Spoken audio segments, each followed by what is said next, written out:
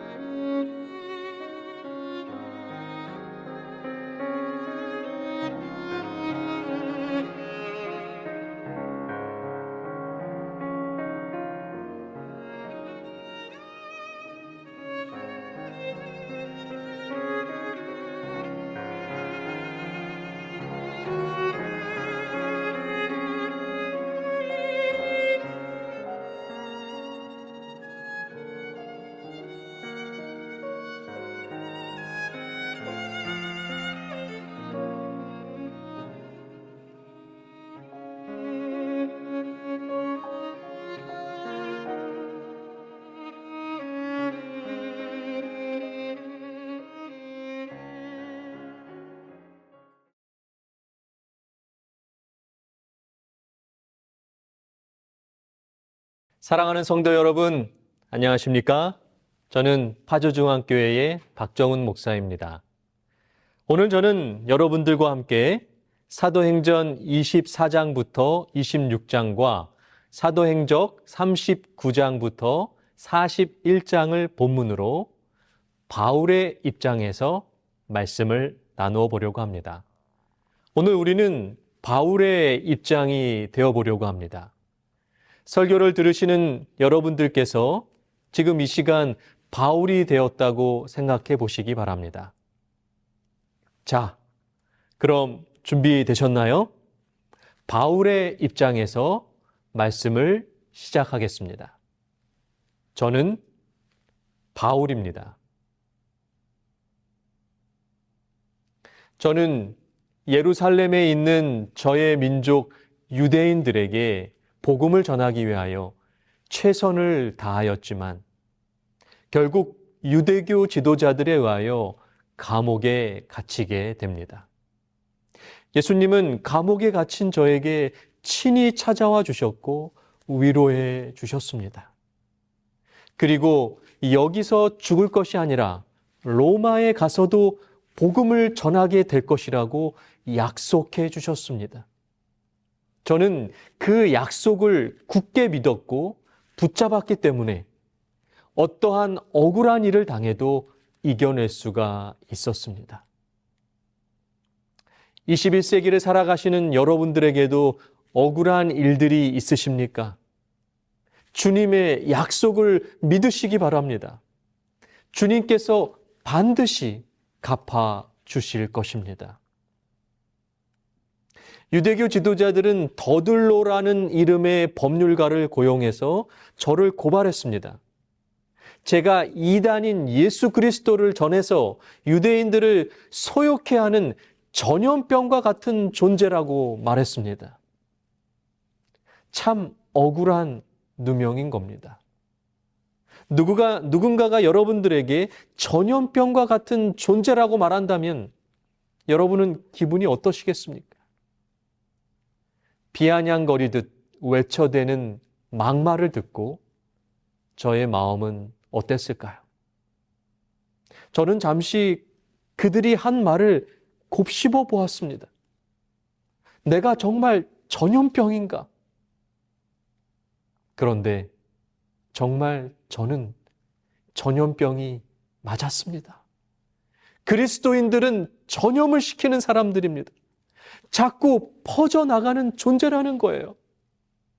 그리스도인들은 그리스도의 사랑에 전염된 사람들입니다. 진정한 그리스도인은 또 다른 그리스도인들을 만들어내기 때문에 그렇습니다. 오직 예수 그리스도의 사랑에 전염되어 다른 누군가에게 그 사랑을 전염시키는 바이러스가 되는 것입니다. 그러므로 여러분들도 전염병이 되어주시기 바랍니다. 예수 그리스도의 사랑을 전염시키는 예수 바이러스가 되어주시기를 바랍니다. 더들로의 고소가 있은 후에 저에게도 변론할 수 있는 기회가 주어졌습니다. 저는 솔직하고 정직하게 예루살렘을 방문한 목적과 체포되어서 신문당한 전후 사정을 진술했습니다. 저는 열성적으로 말했기 때문에 힘이 있었습니다. 벨리스 총독은 저의 변론을 듣고 유대교도들이 주장하는 것이 사실이 아님을 알게 됩니다. 하지만 그는 저의 무죄를 선언하지 않았습니다. 핑계를 대면서 판결을 계속해서 뒤로 미루었던 겁니다. 벨리스 총독이 판결을 계속 뒤로 미루었는데 그 기간이 무려 2년 동안이나 되었습니다. 저는 억울하게도 2년 동안이나 아무 죄도 없이 감옥에 갇혀 있었던 것입니다. 만약에 저에게 무죄를 선언하면 오랫동안 자기에게 많은 뇌물을 바쳐온 대제사장 무리로부터 반발을 살 것이기 때문에 벨리스 총독은 계속 미루어왔던 것입니다. 그리고 그는 저도 돈을 많이 가지고 있을 것이라고 생각했습니다. 그래서 저에게서도 뇌물을 거두어 드리기 위하여 2년 동안이나 시간을 끌었던 겁니다. 저는 총독 앞에서 진실을 밝혔지만 저의 진실은 가로막혀서 단 한 치도 앞으로 나아가지 못한 채 제가 갇혀있는 헤롯 궁의 감옥에 묻혀버리고 말았던 겁니다. 저의 입장에서 정말 기가 막힌 일이었습니다. 하지만 저는 결코 억울해하지 않았습니다. 왜냐하면 저의 진실을 하나님께서 알고 계신다는 그 약속을 믿었기 때문입니다. 그러므로 하나님과 약속으로 연결된 그리스도인들은 결코 억울해하지 않습니다. 그 누가 알아주지 않아도 하나님이 알고 계심을 믿기 때문입니다. 저는 하나님께서 저의 진실을 알고 계시는 한 이 세상 사람 아무도 저를 몰라줘도 상관이 없었습니다. 하나님께서 저의 진실을 알고 계시는 한 하나님께서 하나님의 방법으로 하나님의 때에 저의 진실을 반드시 드러내 주실 것이라고 하는 약속을 믿었기 때문입니다. 죄성으로 가득 찬 인간 세상에서 우리가 진실을 밝힌다고 언제나 그 진실이 규명되는 것이 아닙니다. 세상에 살다 보면 하나님이 주신 진실이 묵살되는 경우가 허다합니다. 사람의 옹벽에 가로막혀, 혹은 돈의 장벽에 가로막혀, 혹은 권력의 성벽에 가로막혀 진실이 한 치 앞도 나아가지 못할 때가 너무 많습니다. 그러나 그럴 때에 억울해하거나 절망하지 마십시다. 이 세상 그 누구도 진실을 알아주지 못한다고 해도 하나님께서 우리의 진실을 알고 계신다는 약속을 굳게 믿고 붙잡게 되시기를 바랍니다. 우리의 승부는 사람 앞에서가 아니라 오직 하나님 앞에서만 판가름 날 것이기 때문입니다. 그렇게 2년의 시간이 흘러 벨리스 총독은 유대인들에게 범한 큰 죄악 때문에 로마로부터 소환당하게 됩니다. 그리고 베스도라고 하는 사람이 새로운 총독이 됩니다. 베스도는 저의 문제를 해결하기 위하여 다시 재판을 열게 됩니다. 당연히 베스도가 들어보아도 저의 죄를 찾을 수가 없었습니다. 저는 그때에 베스도에게 놀라운 제안을 합니다. 로마에서 재판을 받을 수 있게 해달라고 요청한 것입니다. 제가 그렇게 제안할 수 있었던 것은 친히 감옥에까지 찾아오셔서 제가 로마에서도 복음을 전할 것이라고 말씀하신 그 예수님의 약속 때문이었습니다. 저는 2년 동안의 억울한 감옥 생활 속에서도 예수님의 그 약속을 한 번도 잊어본 적이 없었습니다. 상황은 점점 악화되어서 로마에 복음을 전하겠다라고 하는 그 약속이 불가능한 것처럼 보였습니다. 그러나 저는 예수님이 주신 그 꿈을 절대 포기하지 않았어요. 예수님께서 직접 약속해 주신 꿈이었기 때문에 그렇습니다. 그 순간 놀라운 일이 일어납니다. 한낱 죄수에 불과한 저의 요청이 로마 총독에게 받아들여지고 저는 드디어 꿈에 그리던 로마로 가게 된 것입니다. 비록 죄인의 신분이었지만 예수님의 복음을 로마의 사람들에게 전할 수만 있다면 그것은 중요하지 않았습니다. 그런데 더 놀라운 일이 일어나게 됩니다. 로마로 가기 위하여 적당한 배를 구할 때에 다소의 시간이 흐르게 되었고 다른 죄수들도 저와 함께 보내야 했기 때문에 시간이 점점 지체되고 있었습니다. 그런데 그렇게 시간이 지체되면서 저는 헤롯 왕에게 저의 신앙을 소개할 수 있는 기회를 얻게 된 것입니다. 그 당시 유대의 왕이었던 아그리빠 왕과 왕비가 로마 총독에게 인사하러 오게 되면서 자연스럽게 제가 있다는 이야기를 듣고 저를 불러서 청문회를 할 수 있게 된 것입니다. 저는 로마 총독과 아그리빠 왕과 여러 사람들이 있는 가운데 불려 나와서 이야기를 할 수 있게 되었습니다. 저는 여전히 수갑을 찬 채 모인 무리 앞에 서 있었습니다.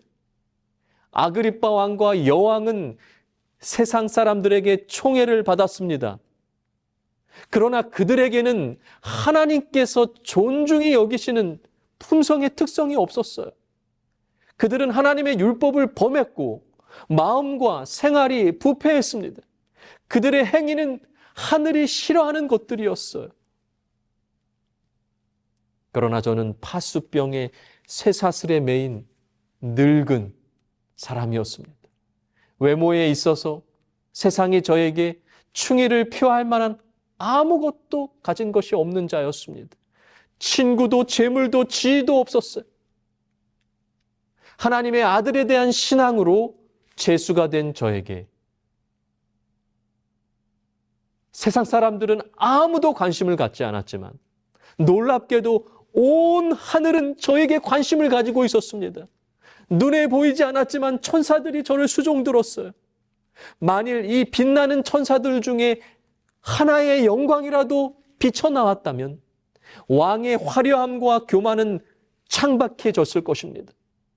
세상의 부와 지위가 얼마나 무가치한 것인가를 알기 때문에 저는 청중의 눈부신 허식이나 높은 계급으로 인하여 당황하지 않았어요.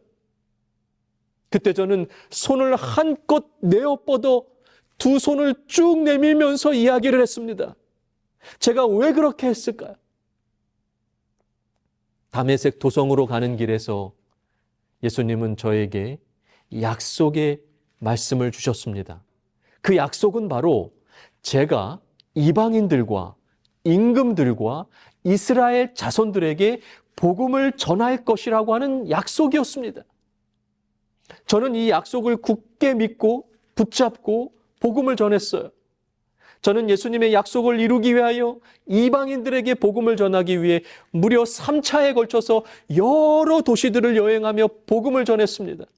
그래서 여러 이방 나라의 많은 도시에 초기교인들이 생겨났고 초기교회가 탄생하는 놀라운 역사가 일어났습니다. 예수님의 약속이 놀랍게 성취된 것입니다. 그리고 유대인들에게도 복음을 전할 것이라고 하는 약속을 이루기 위하여 목숨의 위협 속에서도 예루살렘 속으로 들어가 유대인들에게 복음을 전했습니다. 그 일로 저는 결국 감옥에 갇히고 이렇게 어려움을 겪게 된 것입니다. 그런데 예수님의 약속 가운데 제가 아직 이루지 못한 약속이 있었는데 그것이 바로 임금들에게 복음을 전할 것이라고 하는 약속이었습니다. 그런데 로마로부터 후송되는 그 시간이 지연되면서 예수님의 그 약속을 이룰 수 있는 기회가 생긴 거예요. 바로 유대의 임금인 아그리빠 왕과 왕비에게 복음을 전할 수 있게 된 것입니다. 제가 직접 임금을 찾아가서 된 일이 아니었습니다. 그들이 스스로 신임 총독 베스도와 상견례하기 위하여 가이사랴를 찾아왔기 때문에 이루어진 것이었어요. 저는 왕의 방문 자체를 몰랐습니다. 아그리빠 왕이 저의 진술을 들어보겠다고 자원했기 때문에 예수님의 그 약속이, 다메섹에서 주신 그 약속이 신비롭게 성취된 겁니다. 그 순간 저의 감격이, 저의 환희가 얼마나 컸을까요? 결코 저의 힘과 의지와 노력으로 된 것이 아니었습니다. 하나님의 신비로운 섭리였어요. 그래서 저는 두 손을 쭉 내어밀며 하나님께 감사와 영광을 돌리며 주님을 증거하였던 것입니다. 저는 결코 왕과 왕비에게 손을 내민 것이 아니었습니다. 저를 여기까지 이끌어 주시고 약속대로 임금 앞에 서게 해주신 하나님을 향하여, 주님을 향하여 두 손을 내어 민 것이었습니다. 저의 삶 속에서 주님의 언약을 성취하신 하나님의 그 놀라운 은혜를 향하여 하나님께 두 손 들고 찬양하였습니다. 21세기를 살아가시는 여러분들도 하나님의 그 놀라운 약속들을 성취하는 감격과 감동을 누리게 되시기를 바랍니다. 누구든지 하나님의 말씀을 그리고 하나님의 약속을 조차 살아가기만 하면 하나님께서 그 사람의 삶을 끝까지 존귀하게 책임져 주신다는 거예요. 하나님께서 주신 인생 사용 설명서 성경대로 살아가는 당신의 자녀들을 하나님께서 어떻게 끝까지 그 삶을 책임져 주시지 않으시겠습니까? 그러므로 여러분, 하나님의 약속을 붙잡으십시다. 로마 총독과 아그리빠 왕과 그 땅의 지도자들 앞에서 저는 외쳤습니다. 여러분 모두가 나와 같이 예수님을 믿게 되기를 하나님께 기도합니다라고 말입니다. 우리가 세상적으로 가진 것이 없고 보잘것 없다 할지라도 우리는 세상 사람들을 향하여 나와 같이 예수님을 믿는 사람이 되기를 하나님께 기도합니다라고 선언할 수 있는 그리스도인이 되어야 합니다. 우리가 지금 세상에서 흔들리고 있는 사이 우리가 하나님의 나라를 선포하는 일에 우리의 삶을 드리는 대신에 개인적인 욕심과 야망을 실현하는 데 평생을 바치는 사이에 수십억 명이 복음을 듣지 못한 채 흑암 속에서 죽어가고 있습니다. 교회가 교인들만을 위하여만 존재하고 더 편하게 신앙생활하는 곳이 되려고 힘쓰는 사이에 교회 문 밖의 사람들은 지금도 희망 없이 살아가고 있습니다. 세상에서 가장 억울한 사람이 있다면 결코 우리가 아닙니다. 저도 아닙니다. 바로 예수님이십니다. 예수님은 억울하게 죄인이 되셨고 사랑하는 사람들이 모두 예수님을 배신하고 떠났습니다. 그리고 억울하게 십자가에서 고통 가운데 죽으셨어요. 그런데 예수님은 그 억울함 속에서도 결코 흔들리지 않으셨습니다. 그 억울함을 이기시고 흔들리지 않고 승리하신 그 예수님 때문에 우리에게 영원히 행복하게 살 수 있는 구원의 희망이 생긴 것입니다. 그 놀라운 사랑으로 구원받은 우리도 예수님이 흔들리지 않고 먼저 가신 그 믿음의 길을 함께 따라가십시다. 우리에게 지는 것이 없다 할지라도 우리가 보잘것없는 존재라 할지라도 저처럼 세상 사람들을 향하여 나와 같이 예수님을 믿는 사람이 되기를 바란다라고 당당하게 선언할 수 있는 사람이 되는 것, 그것이 바로 예수님이 가신 길임을 기억하며 우리도 그 길을 함께 따라가는 진정한 제자가 되기를 간절히 바랍니다. 1840년 영국 웨일스에서 목사 아들로 태어난 로버트 토마스 선교사는 런던 대학교 뉴 칼리지에서 신학을 공부했고 목사 안수를 받은 뒤에 런던 선교회의 파송을 받아 중국으로 가게 됩니다. 매서운 추위가 몰아치던 12월 부인 캐롤라인 사모와 함께 중국 상해에 도착했는데 기후에 적응하지 못했던 캐롤라인 사모는 도착한 지 4개월 만에 안타깝게도 죽음을 당하게 됩니다. 토마스 선교사는 하나님께 울부짖으면서 외칩니다. 하나님, 내가 죄를 지은 것도 아니고 하나님을 전하러 선교하러 왔는데 왜 나에게 이러한 고통을 주십니까?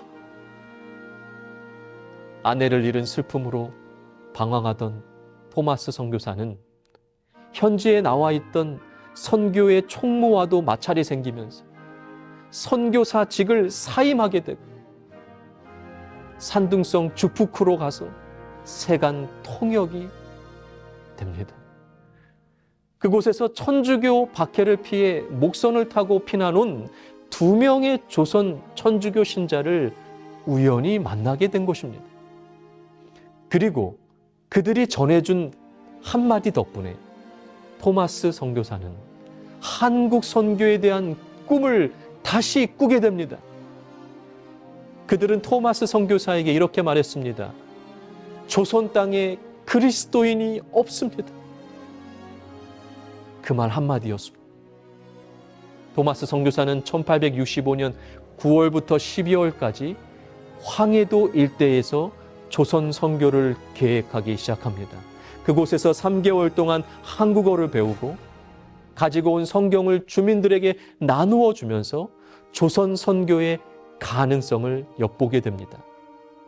그리고 병인년 박해가 있었던 1866년 불타는 선교의 열정을 지닌 토마스 선교사는 조선으로 들어간다라고 하는 상선 제너럴 셔먼호에 승선합니다. 그리고 8월 16일에 대동강 입구 용강군에 도착합니다. 그러나 그 당시 상선치고는 현대식 무기로 중무장되어 있었던 제너럴 셔먼호는 무역이 국법으로 금지되었으니 돌아가라라고 하는 한국 관리들의 명령에 불복하다가 결국 무력 충돌이 일어나게 됩니다. 그리고 썰물 때가 되어서 강물이 급격히 줄어들자 제너럴 셔먼호는 강바닥에 자초되고 맙니다. 공격받은 배에 불이 붙자 승선한 선원들은 강으로 뛰어내리기 시작했습니다. 대기하던 병사들에 하여 모두 죽임을 당합니다. 토마스 선교사도 성경 몇 권을 품고 헤엄쳐 나옵니다. 그리고 자기를 죽이려고 하는 병사 박충건에게 성경 한 권을 건네주려 하다가 거절당하고 그만 백사장에서 순교하고 맙니다. 그의 나이 꽃 같은 27살의 일이었습니다. 이것이 한국교회 최초의 순교자 토마스 선교사의 삶입니다. 너무나도 억울한 죽음이었습니다. 그러나 그의 죽음은 결코 헛되지 않았습니다. 그날 그를 죽였던 박충건은 토마스 선교사가 건네주려고 했던 성경을 나중에 주어서 집에 가져가서 정독하다가 예수님을 믿게 됩니다. 훗날 그는 평양 장대현 교회의 초기 성도가 되었고 안주교회의 장로가 됩니다. 또 그날 군중 가운데에 최치량이라고 하는 소년이 있었는데 토마스 선교사가 던져준 성경 3권을 주어서 한 권을 박영식에게 줍니다. 박영식이 성경 한 장 한 장을 뜯어서 집에 벽지로 사용했습니다. 그런데 그것을 자기도 모르게 자연스럽게 읽게 되고 회심하였으며 최치량도 박영식의 집을 출입하다가 벽에 붙어있는 성경 말씀을 읽고 그리스도인이 됩니다. 이후 박영식의 집터가 평양 최초의 교회 널다리골 예배당이 되게 된 것입니다. 당시의 상황을 책으로 기록하여 남긴 오문환 장로는 이렇게 기록했습니다. 토마스의 피가 뿌려진 대동강 물을 마신 자마다 예수님을 믿었고 평양은 동방의 예루살렘이라고 불릴 만큼 한국교회의 거룩한 도성이 되었다라고 말입니다. 하나님께서 한국을 살리시기 위해 귀한 선교사를 보내시고 하늘의 미랄이 되게 하셔서 수많은 생명을 낳게 하신 곳입니다. 그리고 한국은 놀랍게도 세계에서 2번째로 선교사를 많이 파송하는 나라가 되었습니다. 내가 진실로 진실로 너희에게 이르노니 한 알의 밀이 땅에 떨어져 죽지 아니하면 한 알 그대로 있고 죽으면 많은 열매를 맺느니라.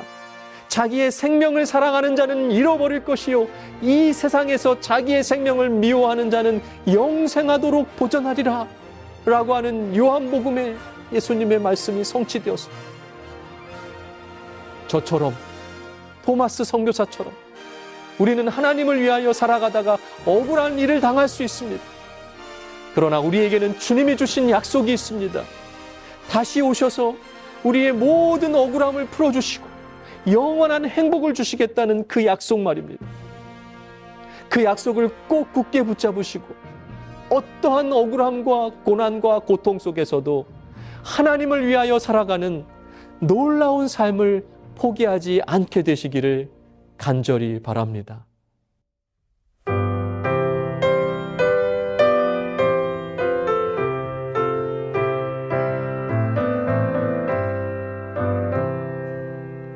나 주의 인도 받으니 늘 기쁘고도 즐겁다.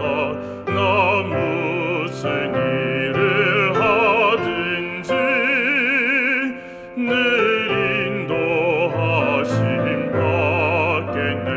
예수 나의 손 붙잡고 늘 인도하여 주시니 나 주님의 제자 되어 늘 주만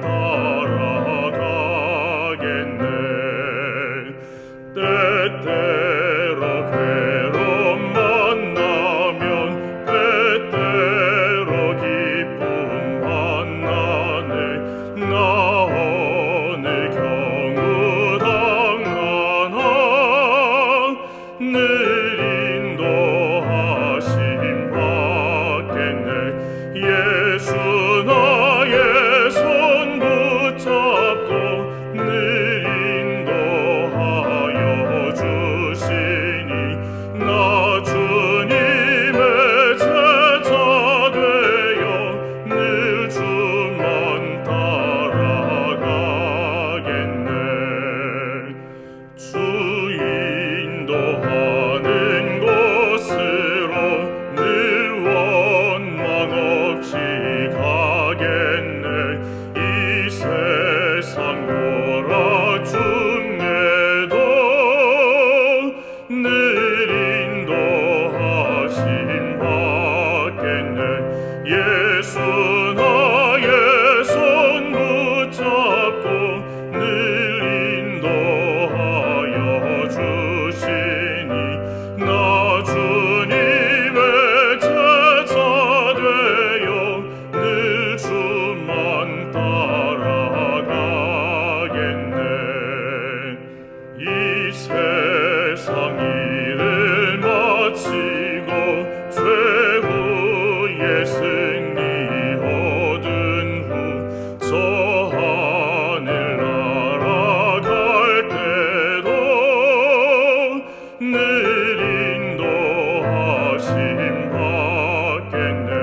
예수 나의 손 붙잡고 늘 인도하여 주시니 나 주님의 제자 되어 늘 주만 따라가겠네.